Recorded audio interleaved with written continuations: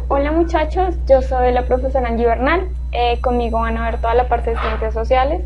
Supongo que ya saben cómo van a funcionar las clases, 30 minutos de clase, luego hacemos las preguntas tipo ICEX y luego damos 10 minutos para preguntas acerca del tema. Luego vamos a tener un receso y seguimos con el segundo tema. Bueno, les agradezco, pues me han contado que nos ha ido súper bien, que están muy atentos, están preguntando hartísimo y bueno, esa es la idea. Hoy vamos a ver dos temas, uno que son los aborígenes colombianos, entonces vamos a ver un poco de su historia, de cuáles aborígenes hay en Colombia, de dónde están ubicados, también vamos a ver, por ejemplo, la prehistoria de ellos y pues desde la colonia hasta la Constitución de 1991, cómo fue la situación con ellos, cuáles fueron los avances de la Constitución de 1991, qué beneficios se le dieron y pues en la actualidad cómo es el conflicto armado en este momento con ellos, ¿sí? Porque ellos son de las principales víctimas del conflicto armado. Y en el segundo tema, bueno, se los explicaré, les comentaré qué veremos para el segundo tema. Entonces, primero que todo, tenemos que, pues, sacar más o menos una cuenta de cuántos indígenas hay en este momento en Colombia. Según la DAN, el Banco de la República, las entidades que gobiernan, que están pendientes de todas las actividades indígenas, hay más o menos entre 450 a 500 mil indígenas en Colombia. Estos, como pueden ver, están más que todo en la zona sur del país y en los costados. O sea, tenemos en el departamento de Chocó, en el departamento de Nariño, en el Amazonas, en toda la parte de los llanos orientales y en la Sierra Nevada y en la Guajira.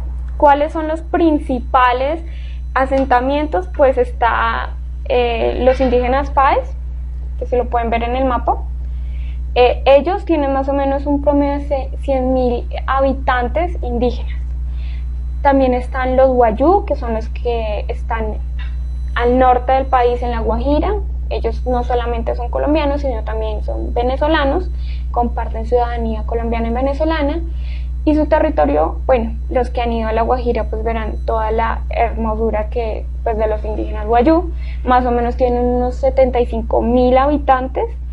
Luego vienen los Embera, los nariñenses y posteriormente encontramos a los Cowi y los de la Amazonía, ¿sí? Más o menos esos son, pues se puede catalogar los indígenas. ¿Cuáles son las principales lenguas habladas? Pues tenemos el Chibcha, tenemos el Arawak, tenemos también el Chocó, el Maní, bueno, el Huitoto. Bueno, hay más o menos, como les digo, 75 distintas lenguas habladas. Bueno, de estas lenguas habladas, por ejemplo, el Chocó, el Huitoto son lenguas aisladas que por lo general se encuentran en la zona de toda la parte de Chocó y son de esas tribus indígenas que no tienen mucha relación con otras lenguas en la región. Bueno, también sabemos que con la conquista de colonia española, más en el momento que ellos llegaron llegaron a América, habían más de 100 o 200, 300 lenguas indígenas en Colombia. O sea, desaparecieron más de la mitad de las tribus indígenas de Colombia. Entonces, ahora bien, ¿qué es lo principal de las tribus indígenas? Bueno, ellos son protegidos por la Constitución política. Segundo, tienen una participación política con 2 curules que luego les voy a explicar mejor. Y tercero, la mayoría de los indígenas de Colombia desaparecieron con la conquista española. Si ustedes pueden ver en el mapa que ahí tienen presente, En Colombia, toda la región andina también era una población importante de indígenas, pues teníamos a los muiscas, que son pues los propios del antiplano cundiboyacense, y todos ellos desaparecieron. Ellos, lo que podemos ver es, por ejemplo, los nombres de ellos, podemos conocer los nombres como Zipaquirá, Usaquén, Suacha, Chía, todos los nombres son chiptas, y conocemos también parte de sus culturas que quedaron reflejadas en escritos de los españoles. Uno de los más importantes es nada más y nada menos que El Carnero, se los recomiendo que lo lean. En la primera parte encontrarán todo de las costumbres indígenas, encontrarán parte, por ejemplo, de la Fundación Concipá, costumbres indígenas, la importancia de los indígenas cundiboyacenses para los españoles, porque sin ellos nunca hubieran podido sobrevivir, ¿sí? También pues se conservan muchos mitos y leyendas de ellos que fueron transmitidas bajo pues de tradición oral. Una de las características que ahorita tenemos con los grupos indígenas, y eso se los voy a explicar mejor en la época de la colonia. Bueno, entonces vamos a empezar a hablar de la historia de los grupos indígenas en Colombia. Primero tenemos que saber que han encontrado hallazgos indígenas con 12.000 años de antigüedad, que se han encontrado en estos lugares. El que les estoy hablando está en Zipaquirá, pues se han encontrado vestigios, o sea, madera tallada, flechas, también cuchillos. Recomendación, por ejemplo, cuando ustedes se acerquen a alguna zona donde pudo haber presencia indígena, por lo general cerca a los ríos y en las cuevas encontrarán flechas, encontrarán hachas, bueno, y demás. Lo sé por experiencia porque he tenido el placer de ver alguno de estos flechas en alguno de estos lugares. Uno de los lugares que yo les recomiendo que conozcan son los Farallones, que quedan cerca de Bogotá, y allá encontrarán pintura rupestre de los indígenas muiscas, ¿sí? Es una cosa fantástica porque pues es algo único en el país encontrar en los Farallones, que son un lugar muy muy alto, pinturas pues de nuestros indígenas representando situaciones cotidianas de casa y demás. Primero pues toca hablar de San Agustín. San Agustín, como ustedes pueden ver, queda en el Huila. ¿Qué es la caracteriza a San Agustín?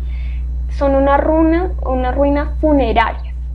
No se sabe de qué grupo indígena exactamente eran, solo se conoce que antes de la llegada de los españoles ellos ya no habitaban en esa zona.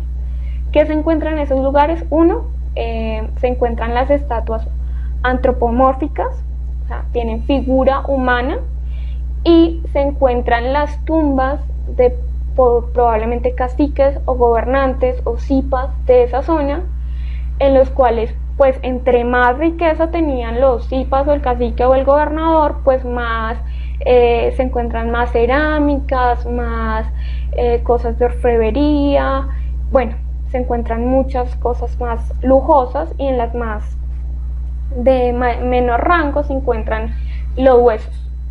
También, ¿qué se encuentra en San Agustín? Cerca de San Agustín se encuentran casas que pues es de forma circular, una forma muy común en la zona colombiana, forma circular, en la cual se piensa, los antropólogos piensan que podrían vivir entre 2 a 3 familias, ¿sí? Entonces de eso se sabe San Agustín. ¿Qué otras culturas indígenas habían? Pues en 1500, con la llegada de los españoles, encontramos a los Wayuu, que son como les dije, son los grupos indígenas que están en La Guajira, que lograron, gracias a su desierto, lograron no desaparecer después de la llegada de los españoles. Ellos se caracterizan y siguen caracterizándose por cultivos, pero cultivos escasos, y más que todo por ganadería. Ellos son un pueblo ganadero. Entonces esto es muy importante porque digamos que en esta época de sequía, que no haya agua es mortal para ellos, porque sus cabras y su ganado se mueren. Entonces quedan sin un sustento. Son un pueblo, en este momento los Guayú es un pueblo comerciante. Tenemos a los Tairona, la Sierra Nevada de Santa Marta. Están los Kogi, de ellos descienden, que pues su traje típico blanco, su mochila, bueno, ustedes han visto, en Bogotá hay muchos Kogi que están pues estudiando. ¿Qué caracteriza esta cultura? Primero, su arquitectura. ¿Qué es lo primero que uno tiene que ir a ver a Santa Marta? Pues la ciudad perdida en la Sierra Nevada de Santa Marta. Esto se caracteriza por terrazas que hacen unas terrazas donde hay unas casas circulares sin ventanas con techos de paja, y van construyendo alrededor de eso, van construyendo, por ejemplo, los cultivos, tanto ellos como en muchas culturas indígenas de Colombia, eran cultivos que usaban durante un año y se trasladaban a otro terreno para dejar descansar esa tierra. Es una cosa muy ambientalista, porque ayuda en la recuperación de los suelos. También, que podemos destacar de la cultura tairona, es una cultura también pues agrícola, es una cultura de cultivos. Y segundo, con la llegada de los españoles, los tairona habitaban toda la Sierra de Santa Marta, desde las cumbres altas y más que todo las bajas, o sea, lo más cercano al mar. Con la llegada de los españoles, ellos llegaron muy hostiles, los españoles, estos se trasladaron a la parte de arriba, y los que a la parte cumbre de la Sierra Nevada de Santa Marta para sobrevivir. Los Kogi que tenemos ahora, los indígenas Kogi, son descendientes de los que se trasladaron a la zona más alta de la Sierra Nevada. Los demás terminaron siendo pues comidos por la cultura española. Entonces, o terminaron como esclavos, o terminaron como siervos, o terminaron muertos por las múltiples pestes que traían los españoles de la sierra, pues de España, como la viruela, la varicela. Son dos ejemplos de pestes que acabaron con las culturas indígenas. También están los muiscas, que les dije. Los muiscas son pues nuestros indígenas, los del antiplano cundiboyacense. Ellos se caracterizan, uno, por trabajo en oro, también porque eran agrícolas, cultivadores de maíz más que todo. Inventaron lo que se llama el tejo, que no tenía pólvora hasta la llegada de los españoles, y bueno, era un juego que que tenían pues los indígenas. Tenían una estructura sociopolítica que pues lo voy a decir en general, la mayoría de las tribus indígenas en Colombia tenían esa estructura, que era un zipa y un saque, ¿sí? El zipa se encargaba de toda la parte religiosa, y el saque era el gobernante político social de las zonas. Entonces está el saque de Bogotá, que se encontraba en Bogotá, y el zipa se encontraba en Tunja, ¿sí? Esa era la cultura, la estructura sociopolítica. ¿Qué pasaba? El saque era un, por así decir, un dios al cual no se podía mirar. Sí, la leyenda del Dorado, que lo bañaban en oro y luego lanzaban en la laguna de Guatavita todas las figuras de oro a esta laguna. Esa laguna, cuando llegaron los españoles, la vaciaron como 3 veces para intentar sacar todo el oro posible, y de vez en cuando aparecen en las orillas algunas de las figuras que eran lanzadas de ese lugar. Bueno, también que podemos hablar de la cultura cundiboyacense, de los muiscas. La mayoría de los nombres de esta zona, como Tocancipá, Usaquén, Jacopí, Pacho, bueno, la mayoría, si ustedes se ponen a mirar, son nombres de referencias de la cultura indígena. Leyendas, bueno, hay muchísimas, pues no tenemos el tiempo para contarles la cantidad de leyendas. Hay muchos libros de leyendas, y por lo general en los pueblos tienen un gran conocimiento de las leyendas de cada lugar. Entonces, si ustedes llegan a un pueblo cundiboyacense, pueden preguntar por alguna de las leyendas de ese lugar antes de la llegada de los españoles, se encontrarán con una de las grandes riquezas de Colombia, que es los textos que nos dejaron nuestros indígenas. Otra de las más importantes son los quimbayas. Yo creo que la mayoría recuerda a los quimbayas por el tesoro Quimbaya, que está en España, Madrid, que fue parte de un tratado de Colombia, por cierto. Nosotros dimos el tesoro Quimbaya para recibir un pedazo de tierra. Bueno, ¿qué podemos decir de los quimbayas? Se situaron en Quindío, también en un grupo indígena agrícola. Se destacaron más que todo por la orfebrería, por su joyería. Los que han visto se puede decir como una copa con 3 manzanas, por así decirlo, con 3 bolitas encima, eso hace parte del tesoro Quimbaya. También unos avioncitos, no son avioncitos, son figuras que mezclaban, por ejemplo, lo que ellos veían de los peces con las aves, y bueno, otras figuras, ranas, también hacen parte del tesoro Quimbaya, y ellos se destacaron por una orfebrería increíble. O sea, el detalle, la fabricación de eso, pues tenía una gran técnica. También, ¿qué podemos decir de los quimbayas? También hacían cultivos en terrazas, no en terrazas, sino que vivían en terrazas, en casas circulares, en las cuales convivían 2 o 3 familias, y se hacía otra casa que convivían y hacían como un estilo se me olvidó la palabra, bueno, no importa.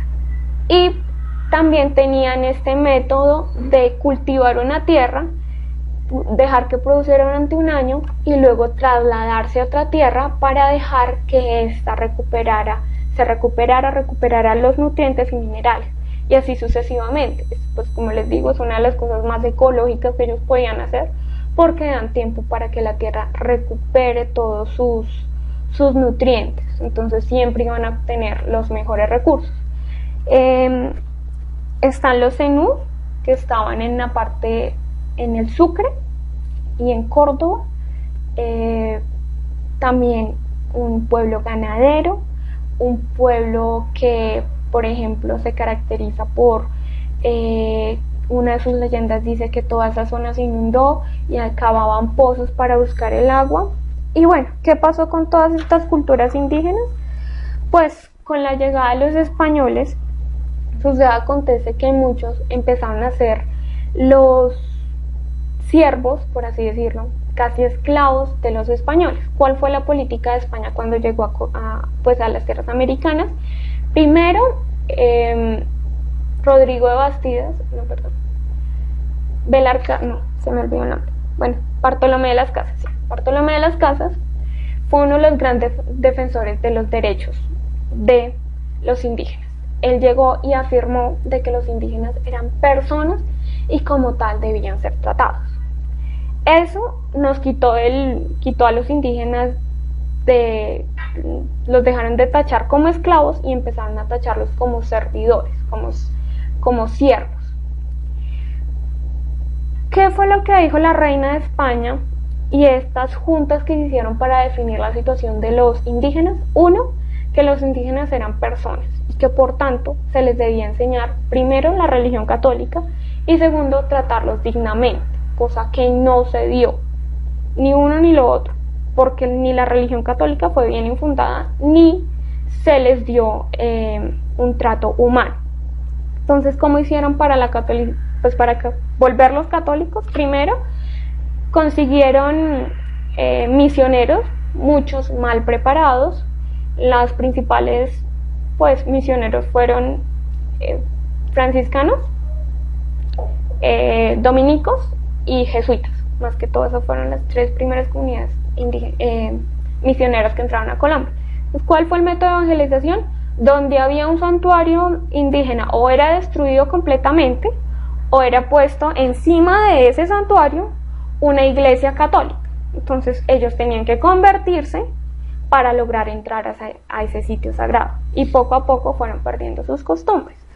¿Cómo fue el sistema también para catolizarlos, porque esa era la primera razón de los españoles, de la reina de España. Se les daban un grupo de indígenas a un señor, y este señor les daba comida y les tenía una vivienda y demás según la ley, y ellos trabajaban para él, ¿sí?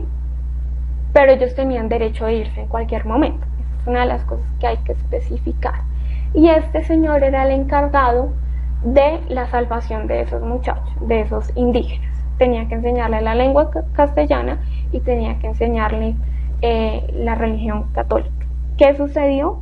Pues hombre, la mayoría de los conquistadores españoles no vinieron acá a enseñar indígenas, es la cultura española, sino que vinieron con fines económicos. Entonces estos indígenas se volvieron casi esclavos y eran obligados a trabajar en unos horarios inauditos, y luego eran trasladados, pues no se les daba el suficiente alimento y demás. Entonces sufrían una terrible vida. También, ¿qué pasó con muchos indígenas? Muchos indígenas se mezclaron con los españoles y pues crearon esta nueva raza, que son los criollos, los mestizos. Y otra de las cosas fundamentales que sucedió con los indígenas es que muchos indígenas perdieron sus costumbres, abandonaron sus nombres indígenas y tomaron nombres castellanizados. Entonces, esos como los aspectos más importantes de la cultura indígena hasta ese momento. ¿Qué podemos decir? Bueno, durante todo este tiempo, desde la colonia a la conquista hasta la independencia, ellos estuvieron bajo el régimen español como siervos. Esto implicaba, por ejemplo, ellos no pagaban ciertos impuestos porque era mandato real. ¿Qué pasó después de la independencia? Desde 1810 hasta 1991 ellos han tenido un largo camino que recorrer para lograr defender sus derechos como indígenas. Primero, en 1810 se dice que pues sí, ellos tienen unos derechos sobre la tierra, pero no va más allá. Se les reconoce un derecho sobre la tierra, pero este derecho no va más allá. Desde más o menos desde 1943 hasta los 70 empieza una reforma agraria en Colombia, se hace un cambio en Colombia. Y esto implicó que los indígenas estaban de por medio entre las zonas y los terrenos que quería el gobierno para cultivar y para industrializar, y los terrenos que los indígenas tenían para conservar. Entonces comienza un proceso donde muchos indígenas también mueren, muchos indígenas pierden su identidad, muchos indígenas entran en condiciones paupérrimas, sin agua, sin luz, sin los mínimos servicios, sin comida y demás. Entonces estos comienzan a trasladarse a zonas más prósperas y a convertirse a parte del movimiento campesino. En los años 60, estos mismos grupos indígenas se unen con el movimiento campesino que estaba empezando a surgir y comienzan a exigir que sus terrenos sean propios, que sus terrenos sean inviolables, y el gobierno accede a eso y crea los resguardos indígenas. Entonces más o menos se crean 78 resguardos indígenas, y estos técnicamente ellos no eran soberanos sobre esas tierras. Crea un conflicto entre los campesinos e indígenas, porque muchos de esos campesinos decían, pero ¿acá qué pasa? ¿Por qué les dan esos terrenos a ellos? Esto ayuda a salvar, a mejorar el medio ambiente, ya que pues ustedes saben que la política indígena es no dañar el medio ambiente, y se dan más o menos 330.000 hectáreas para los indígenas. En los años 70 y 80 continúa esa política de crear resguardos indígenas, pero sus derechos como una etnia propia, multicultural, no se resguardan hasta 1991. En 1991, con la reforma de la Constitución Política, se presenta un nuevo, se busca que los indígenas colombianos tengan en la Constitución estén palpados todos sus derechos. Esto que implica, primero, que se reconozca como multicultural, que se resguarde tanto toda su historia, se resguarde todas sus costumbres indígenas, también que se protejan las tierras que ellos tienen y ya no son tierras de resguardo indígena, sino su propiedad. Sin embargo, estas no pueden ser vendidas, ni pueden ser hipotecadas, ni nada por el estilo. Entonces eso genera un problema para los indígenas porque ellos no pueden tocar esas tierras. Tercero, se propicia una educación propia. Esto es muy importante porque hasta 1970 los indígenas recibían educación normal, o sea, la educación que recibe cualquier ciudadano colombiano, y no se educaba ni en su lengua ni en sus costumbres. Entonces dejaba un gran vacío para esos indígenas y muchos se castellanizaban durante el tiempo que estudiaban. Entonces eso es muy importante porque se empieza una educación en su lengua. Otro de los derechos, el derecho más importante que logran con la Constitución de 1991 son 2 curules en el Senado. Esto en qué implica, ellos tienen representación política propia, separada de la de nosotros, y ellos pueden ya alegar sobre sus derechos en sus tierras, sus derechos de jurisprudencia. Por ejemplo, ellos también tienen una jurisprudencia separada, la cual ellos tienen derecho a juzgar, y a realizar unos procesos jurídicos mientras un delito sea cometido dentro de su territorio. Esto genera una gran ventaja para ellos porque se pueden implementar su cultura. Otros de los avances que se han dado últimamente es, por ejemplo, que se le da el derecho, por ejemplo, uno de los derechos más importantes de los indígenas es que ellos tienen opinión sobre qué se hace con los recursos que están en sus resguardos indígenas. Entonces no es como por ejemplo cualquier campesino que si una multinacional llega y si está respaldado por el gobierno, si él no accede a vender la tierra, si él no accede a que ese lugar sea utilizado, se puede expropiar. No, con los indígenas nunca va a pasar eso, porque los bienes y recursos que están dentro de sus tierras están protegidos, son de ellos y tienen opinión y voto para esa tierra. Entonces, ¿cuáles son las últimas exigencias de ellos? Primero, que se les tengan en cuenta en todo el proceso de paz, porque los estatutos que se hicieron en el proceso de paz para las víctimas de las FARC, de la guerra, no se tuvieron en cuenta a ellos. Entonces, acá viene qué ha pasado con los indígenas durante el conflicto. Entonces se dice que hay más de 70.000 desplazados internos que son indígenas. O sea, es una cantidad exorbitante, por más de 7.000, desplazados indígenas en Colombia. Eso significa que como sus territorios están por lo general, por ejemplo los de la Amazonía, están en terrenos de selva, las FARC, los narcotraficantes, entran a estas zonas e intentan ejercer presión sobre los indígenas. Los indígenas solo le quedan 2 opciones: o enfrentarse a ellos o huir. Y la opción más fácil es huir. Y eso generó un gran problema porque digamos que muchos llegan aquí a Bogotá, los podemos ver en el centro de Bogotá llegan muchísimos indígenas, y esas personas comienzan un proceso de castellanización. No hay un proceso de continuar con su cultura, por lo general no se da, es muy raro.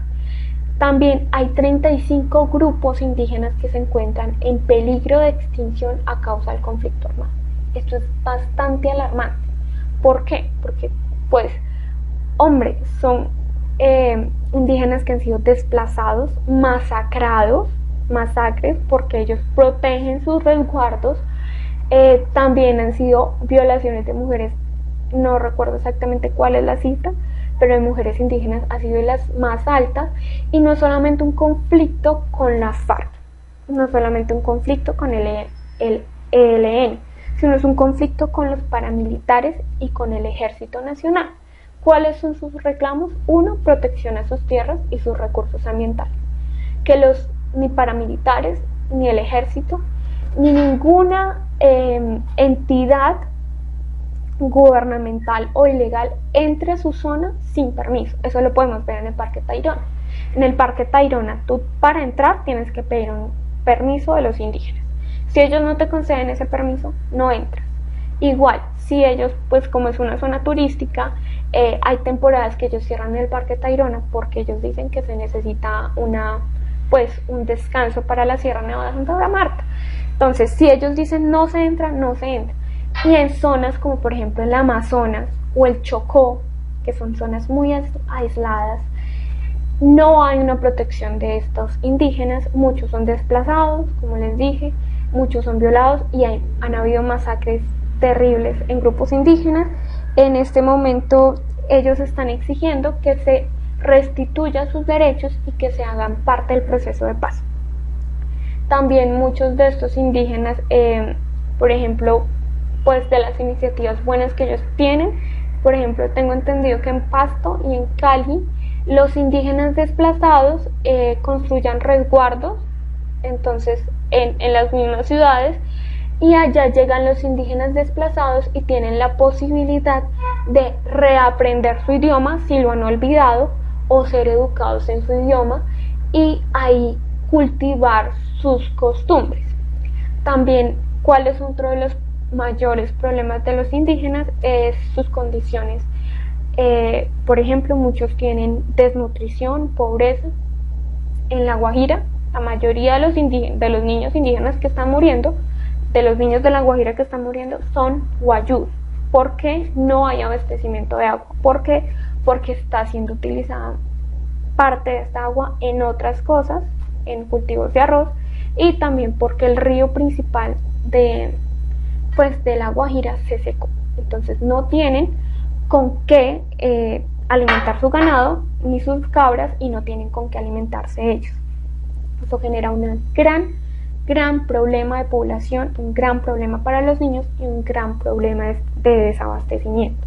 Entonces muchos de ellos no tienen agua, no tienen servicios, no tienen acceso a la educación.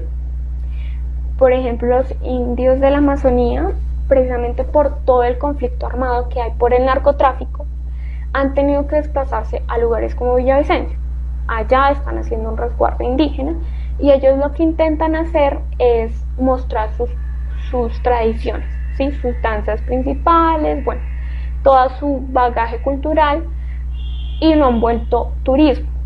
¿Qué sucede con esto? Que muchos, cuando salen de ese resguardo, viven una vida occidental, completamente occidental. Entonces su cultura poco a poco se va perdiendo. De los indígenas que yo más admiro son los Kogi, porque ellos, a pesar de que muchos de ellos vienen a estudiar aquí a Bogotá carreras profesionales, mantienen su lenguaje, su vestidura y sus costumbres. Y eso es fundamental para que la cultura y para que los grupos indígenas se mantengan. No importa si tú eres afiliado a una cultura indígena, si no la practicas, ¿sí? Si no practicas todos tus conocimientos. Entonces, esas son las cosas principales que se tienen que ver con los tribus indígenas. Recomendación 1, lean los libros por ejemplo, el que les acabo de decir, El Carnero. En este libro está toda la primera parte del Carnero, habla sobre la cultura indígena muisca. También hay muchos libros de mitos y leyendas de las culturas colombianas, desde la Amazonía hasta en La Guajira. Hay una inmensidad. Y tercero, vayan a los pueblos y pregunten sobre los mitos y leyendas de los indígenas. Entonces vamos a pasar a la zona de preguntas. Entonces, primero, llamamos indígenas a las personas que han poblado el territorio americano desde antes de la llegada de los españoles hasta nuestros días. En Sudamérica la población indígena se concentra de manera especial en países como Perú, Colombia, Haití, Ecuador, Perú, Bolivia, México, Perú, Ecuador, Estados Unidos y Puerto Rico. Primero, la opción A hay que destacarla de una vez porque la población indígena de Colombia y de Haití es muy baja a comparación de países como Perú, como Ecuador, como México, que tiene una gran población indígena. La opción D también tenemos que descartarla porque Estados Unidos y Puerto Rico, y especialmente Estados Unidos, se destacó por la destrucción total de la cultura indígena. Ellos no dejaron a nadie, ellos no hicieron ni mestizaje ni nada. De la cultura indígena norteamericana quedan unos pocos. Ellos se encargaron durante casi 2-3 siglos en destruirla completamente. Entonces Estados Unidos queda afuera. Nos queda la opción B y la C, México, Perú y Ecuador. Tanto Perú como Ecuador tienen gran población indígena, pero Bolivia tiene también una alta población indígena. Más que todo, pues como ustedes saben, por ejemplo, Evo Morales es indígena y ganó por mayoría indígena, porque su pueblo, Bolivia, es un país más que todo indígena y luego pues mestizo, por así decirlo. Bueno, entonces la siguiente pregunta. Para las comunidades indígenas en Vera y para algunas otras de las que tengo noticia, el pasado no está atrás como pensamos nosotros, sino que va adelante. Asimismo, el futuro no es lo que está al frente, es lo que viene detrás. Para decirlo mediante un ejemplo, la vida de estas sociedades es concebida como un desfile que se mueve de manera circular. Los primeros que vivieron, los antepasados, ya pasaron y van delante. Ellos son los que van marcando el sendero por donde hay que caminar. Los del futuro, los que no han pasado todavía, vienen atrás. Por ser circular el movimiento del desfile, los primeros en pasar no son gente que nunca volverá, sino que sigue estando, cumpliendo un papel en el presente y por lo tanto en el futuro. En el texto anterior del antropólogo Luis Guillermo Vasco se permite comprender que a. Las diferentes épocas y sociedades elaboran formas propias de concebir la historia. B. Los indígenas manejan una concepción atrasada de la historia. C. La idea de una historia circular hace que los indígenas no logren apropiarse de los adelantos científicos. D. Los antropólogos elaboran formas distintas de concebir el tiempo en relación con los historiadores. Bueno, entonces la primera que debemos descartar es la opción de la C, porque la idea de una historia circular hace que los indígenas no logren apropiarse de los adelantos científicos. Primero, ya está cayendo en un prejuicio, y segundo, también hay otras culturas que tienen pues una visión circular de la historia y pues no tienen problemas con los adelantos científicos.